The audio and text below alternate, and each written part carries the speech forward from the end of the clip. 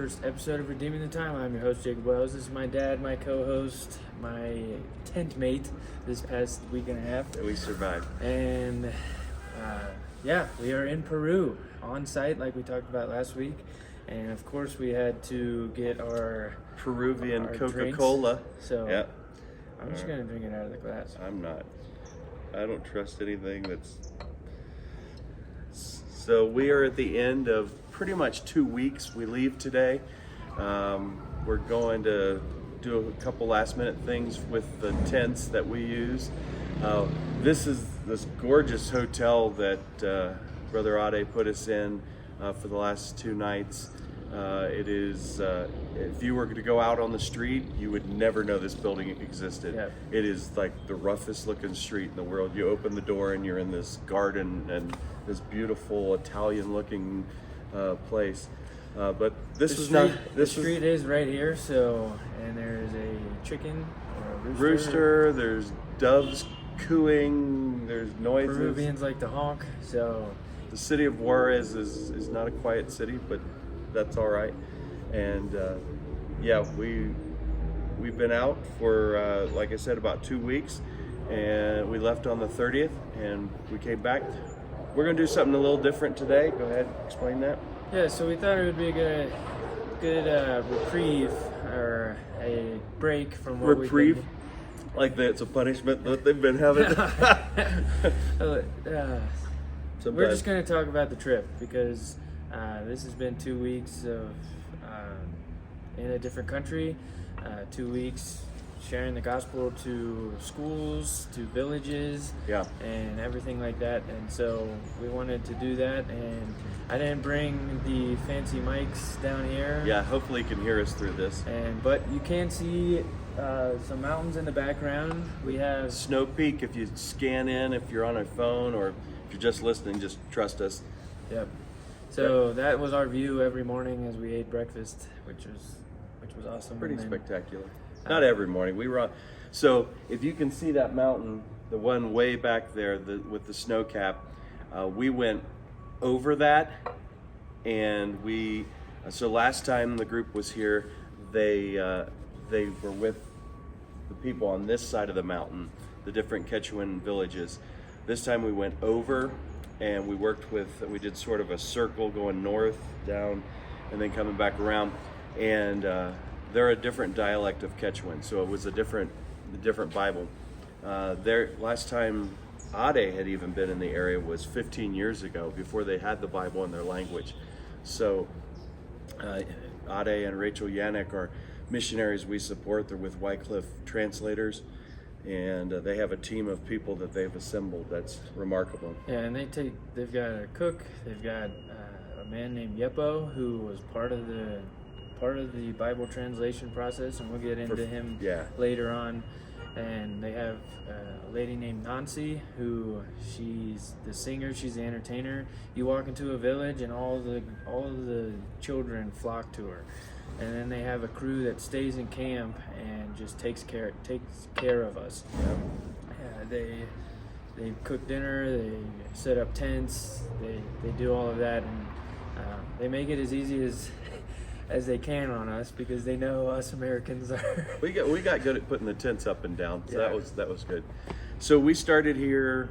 We flew out on Monday the 30th, June 30th, and it took us a little over 24 hours to get to Juarez. You land in Lima, and then you take a pretty long bus ride, which this year apparently the bus was a lot better than last year. Yeah, it was pretty nice. Definitely was. We had more people, so the other bus wouldn't have held all of our people. What a shame, a shame. Yeah, so it was 14 from Friendship, and including Steve and Julie Quante, if you remember them. And then there were 5 folks from a church in New Hampshire.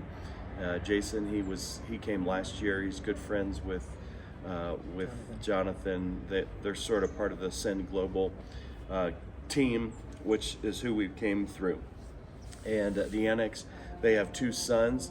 They'll be heading back to the States in just a few days. Their oldest son, Danny, he's going to be starting at Cedarville College. Yeah, and then the younger one, Luis. Yeah, they're going to spend a year in the United States getting him acclimated. Well, Ade will be back and forth doing trips and getting things organized.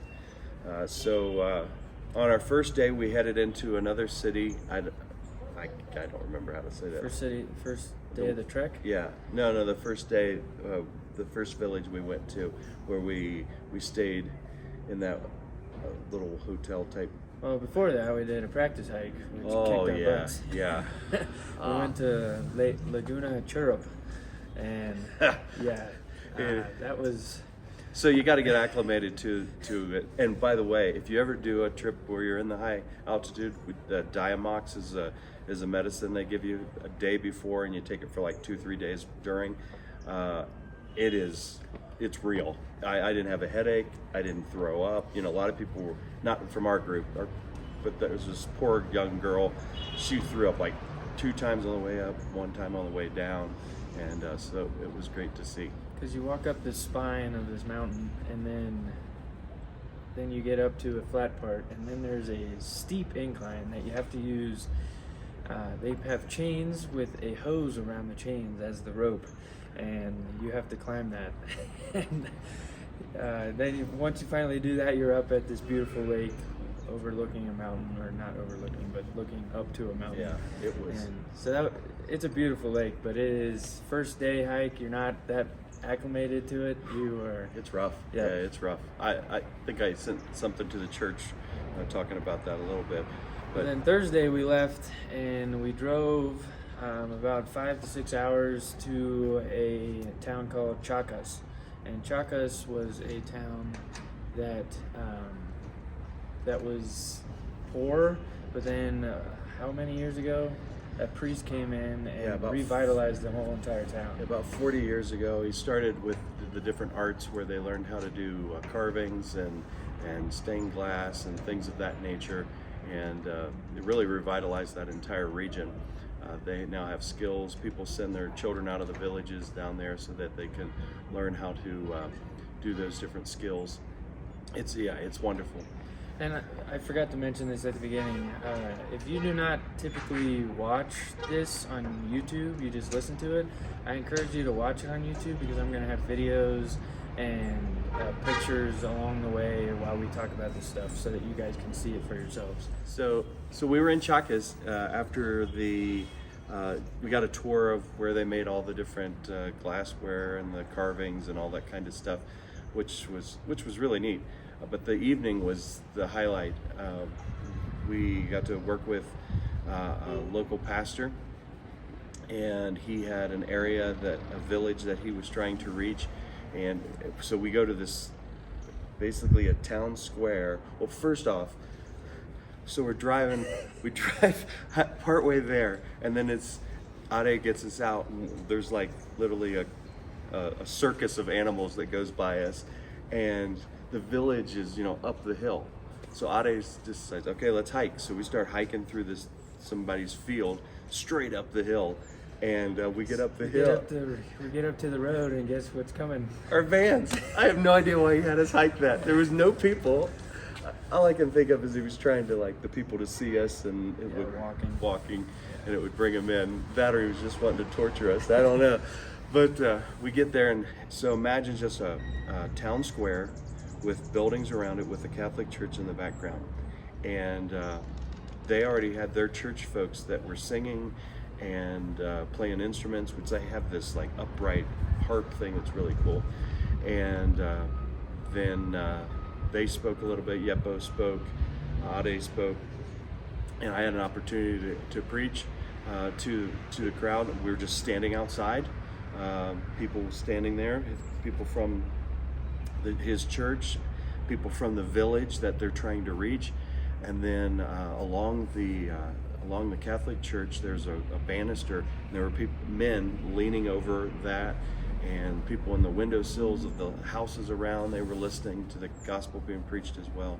And so that was our first night. That was a neat opportunity. And that's one of the first things I want to point out, is that when they hear the gospel or hear anybody speaking, because the speakers are really loud, the people in the villages can hear really loud. And so when you're right next to it, blowing your eardrums out. But that's their way of communicating, announcing that someone's here, and then you just see people flocking to the. They just sing. Yeah.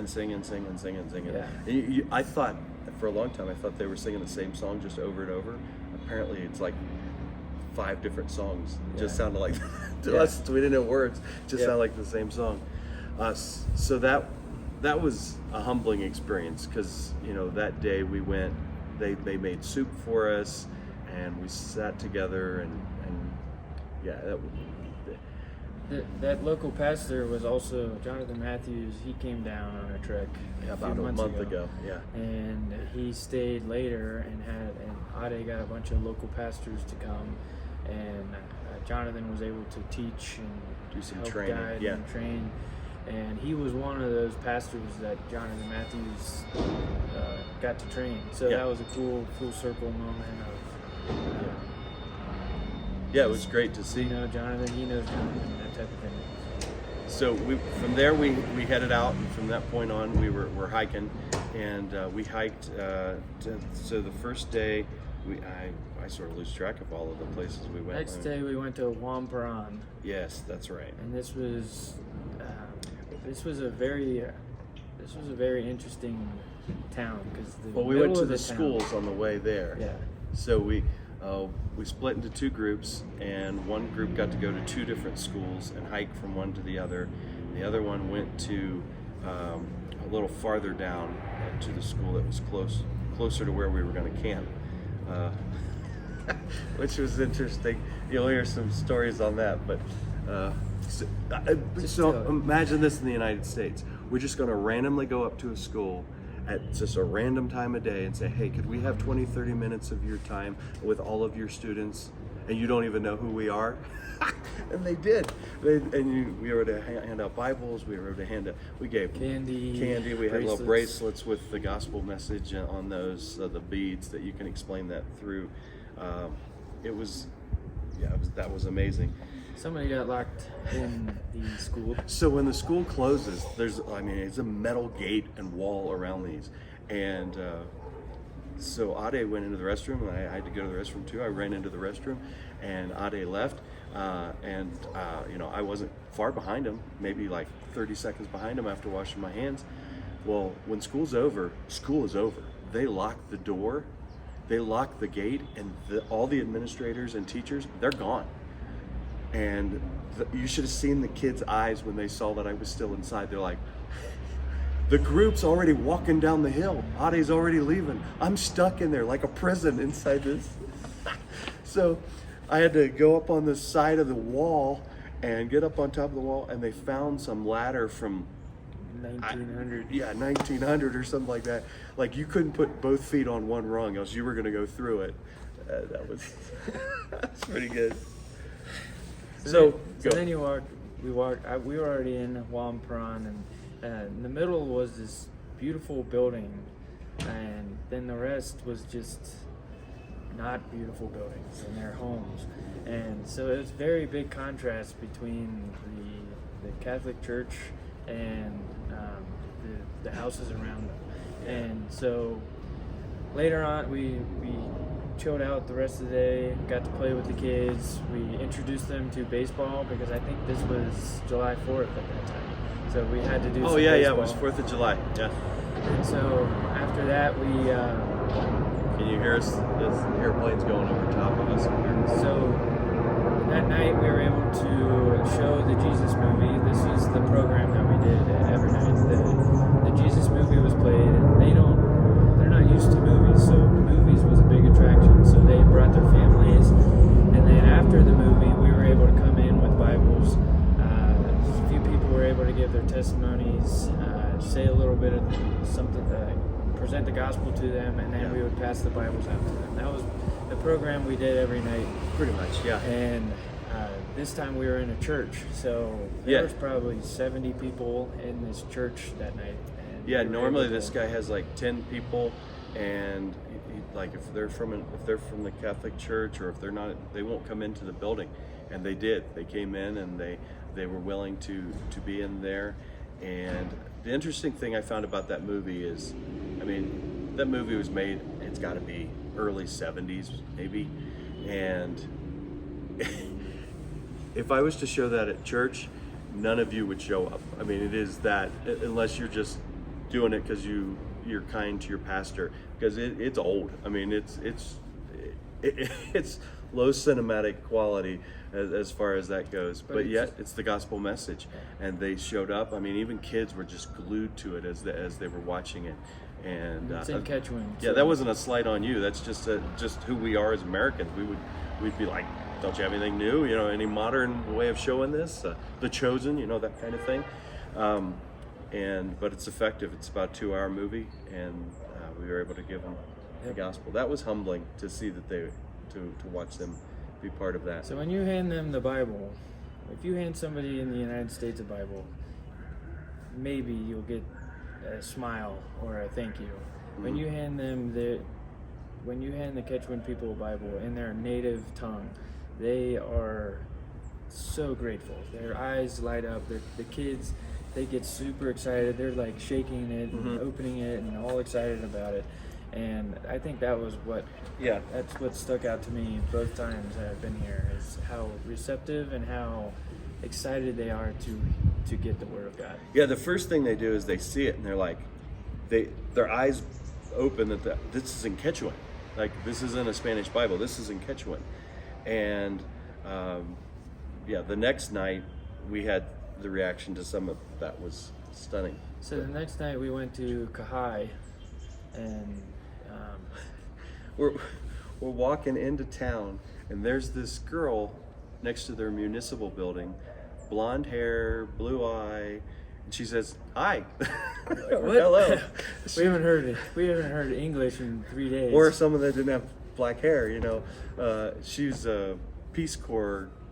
She just graduated, going into med school, and she was working there. Her name was Hannah, and so that night we teamed up with a pastor, a small church, again, not very many people, in the basement of the church, and we were able to use the municipal building in the basement and show the movie and do the program again. That was a big turnout. That was a big turnout, and they were glued to Ade, glued to a guy named Jeremy from the other church that joined us as he was preaching. And he could speak Spanish. He was a missionary kid, grew up in Mexico City, so he was fluent. It was a very, very cool night. And as everybody was leaving, the pastor and his wife and a few other of the church members, they baked bread and then had some drink. I didn't try the drink. Barley coffee. Yeah, I didn't try it. Did you? Yeah, it was rough. Had a lot of sugar in it, though. The people that like coffee seem to like it. Yeah. Not us. Braxton loved it, but other than that. So as they left, wait a minute, Chris and Tori, did you guys like that coffee? The barley coffee? Coffee's a terrible thing. Okay, they didn't like it either. So, as the kids were walking out, they got a candy. They got what are those things? The glow sticks. Glow sticks. Those are gold. Glow sticks, a piece of bread, and a drink, and that was just you could see the excitement in all of their faces. So, 2 or 3 things happened there. I saw one lady. She was kissing that Bible that she got, and another gentleman. His so thankful, very, very kind man. There are 2 things that happened for us. We were at the next village over where we were sleeping. They had a soccer field that they let us put our tents up in, and it had a bathroom. That was glorious. Wasn't a hole in the ground. The pastor came. He had you okay if I share this? Yeah. He had COVID and nearly died. I think he was down in Lima, and he felt the Lord telling him, "I'm not done with you." And he says, "But I want you to serve me in this way." And he brought his family, his 2 kids and his wife, and they came to Kahai and set up this church. And he said, "I had a vision a year ago that a group of foreigners are going to come through our village, our town, and they were going to help me share the gospel with our community." And he came over and prayed with us before we left, and that was a remarkable day.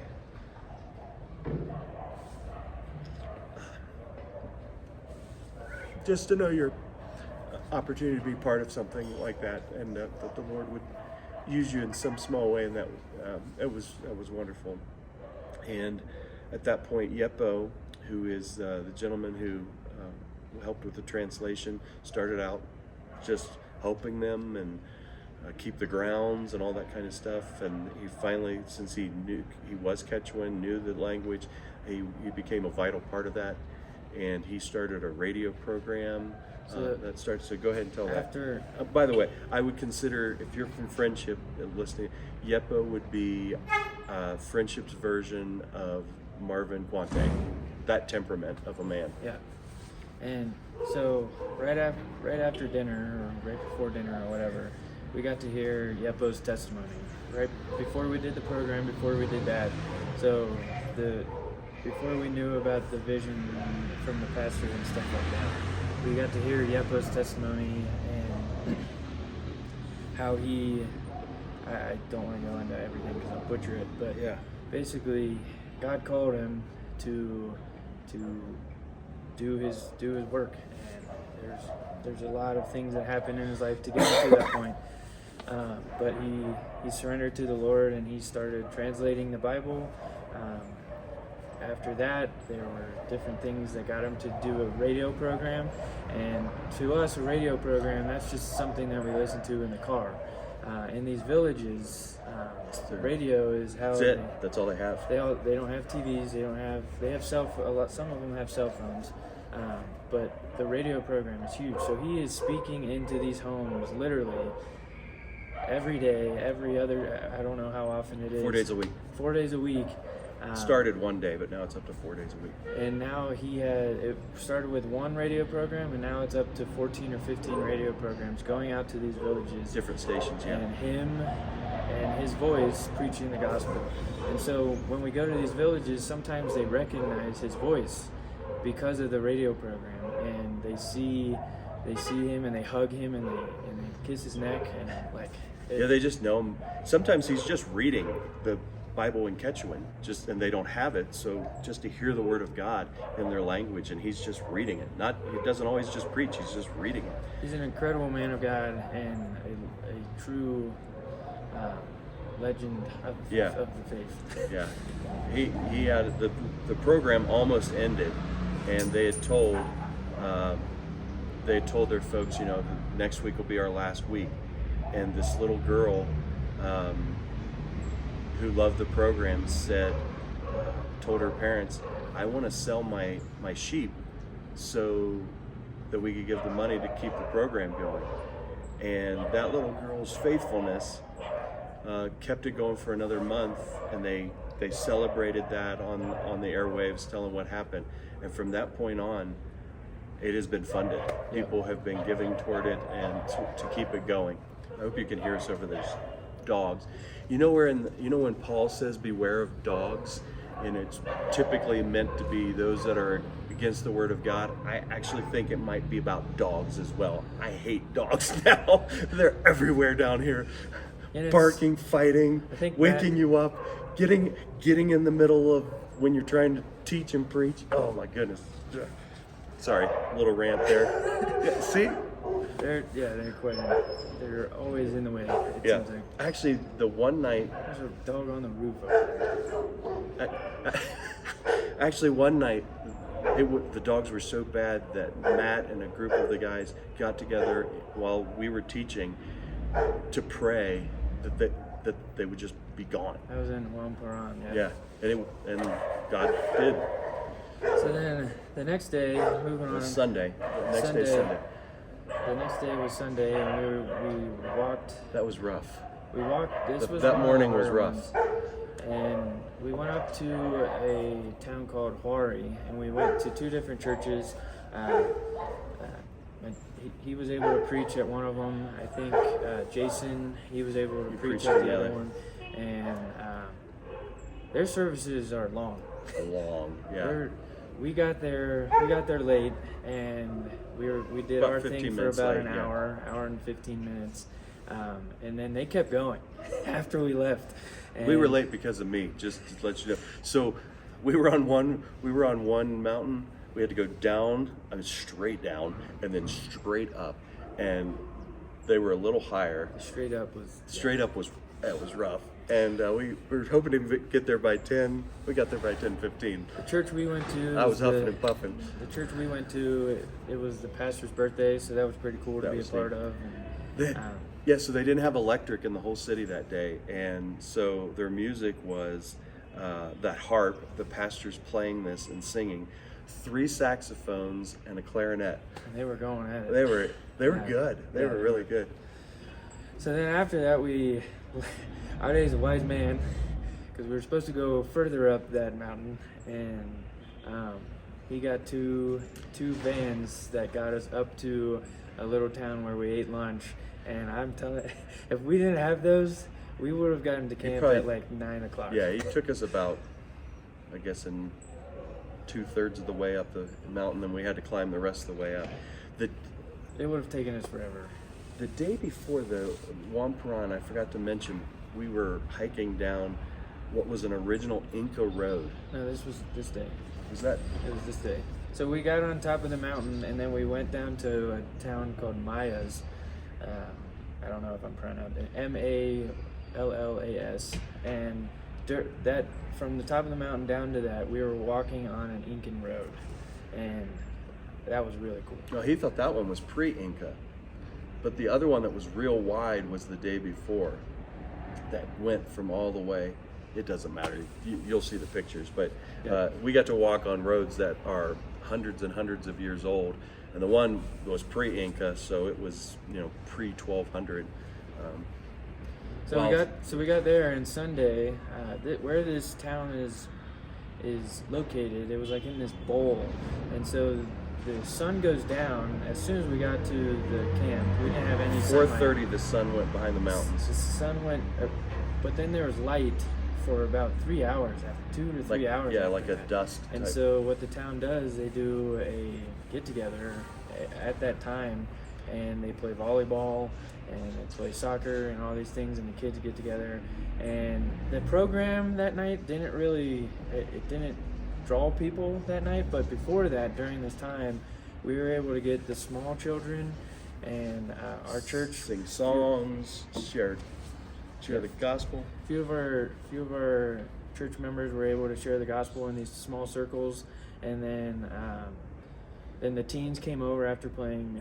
It was basically like a backyard Bible club. Yeah, And yeah. It was definitely one of those days where you had to adjust and what's with the working, go with the flow, and it did, because the film didn't really draw many. It was freezing that night, literally freezing that night, and so.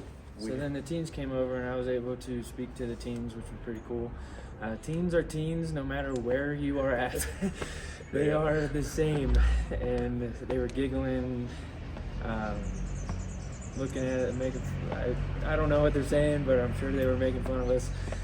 But it was good, and they were able to get a Bible, a New Testament, and a hymn book or a song book that Nancy sang from, and so that was really cool. Yeah, they played volleyball, and our guys got in there playing volleyball. And since the the program didn't work, but we were able to share the gospel in a different way. After the movie, some of our crew went and played soccer against a family or two, and So when you're thinking village, you don't think like dirt floor type villages. This isn't that. They have homes, and each town, the schools, Peru's done a very good job of making their schools consistent across at least across this region. They're the nicest building typically in the town, and then a lot of them have a decent soccer stadium, not stadium, but field.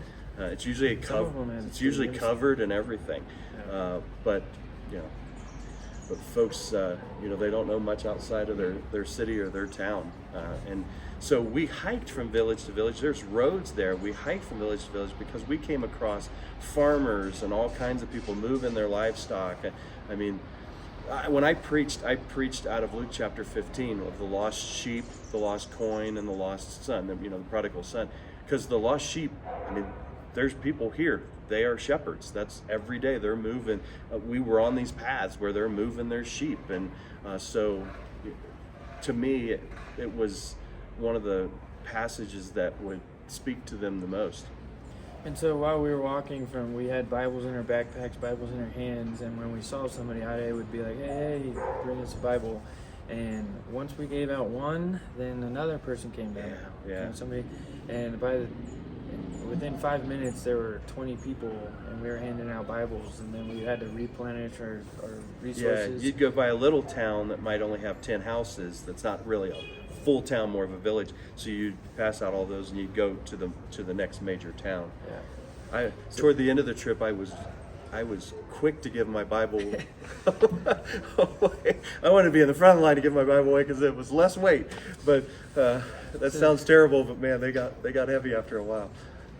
So then we woke up, we went, and it was a all uphill trek to the next village, to Wantar, and we stopped by a village. I don't remember. That wasn't as bad though. It was a gradual. Yeah. It was gradual. I don't remember the first village, but we were able to speak to a few ladies. You got to preach to a few ladies and a then group of ladies. To Wantar, and this was the final night, and this was the tightest camp. But it was, I think it worked. A priest, a Catholic priest, let us use his field. Yeah, let us use his field because we were passing out the Bible. And so that night we were also able to use their municipal building as well, and it was like an auditorium. It was this was probably the nicest. It was the nicest town. Yeah. Yeah. They were Dutch influenced. Like, you ever seen the little Dutch boy hat?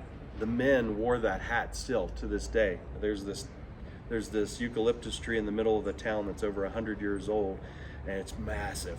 And it was given by the Dutch, and you could see that influence throughout the city. They were building a bullfighting arena there, which would be a money draw for the city. And the view from this little grassy knoll was incredible. Yeah. And please go on YouTube and watch it. It was incredible. So looks like they're about ready to clean out here, so if it gets noisier, you'll see. So that was the last night of the trek. From then we were driving back to Oharaz, and we stopped at a Chavin temple. So it was built in 800 BC. And we were able to do a tour. Ade knew enough about it that he was able to give us information about it, and this was pretty incredible. It was just cool to see the ruins of it. Yeah, They're still digging it. They don't even have everything out. Very interesting thing about that was when we did that Footsteps of Paul trip, and we went to Crete. They showed the god that they believed in had the tail of a leopard, I believe the head of an eagle, and a snake. No, the snake was the tail, body of a leopard, head of an eagle. So that meant the god of the sky, the god of the earth, and the god of the underworld. But they had the exact same situation there. It was the condor, it was the puma, and the snake. And it's amazing, the same time frame around the world, these people, we as human beings desire God. It's a vacuum in our heart that we have to have, and we will search it out or make it up if we don't know the true God. And we saw that there. So we came back here and finished up the night with a nice meal at the Yannick's house. They were so kind to open their home to us. So mission trips, we're sharing the gospel, we're proclaiming Christ to people, and people are coming to get the Bible, people are coming to get the bracelets, the candy, coming to Christ, and that is the main purpose of going out on a mission trip, spreading the gospel. But when you go on a mission trip, if you've ever gone on a mission trip, these do as much for the people that you're witnessing to as the people doing it. So like in our lives, God was working in each and every one of our lives showing us stuff, showing us how we've gotten complacent, or how we've gotten. He speaks to the people witnessing as much as he does to the people that are being witnessed to. Realigns priorities. What is significant in life? I would recommend anyone that has an opportunity to go on a mission trip to do that. Obviously, we've been doing this for years. That's a heartbeat of mine.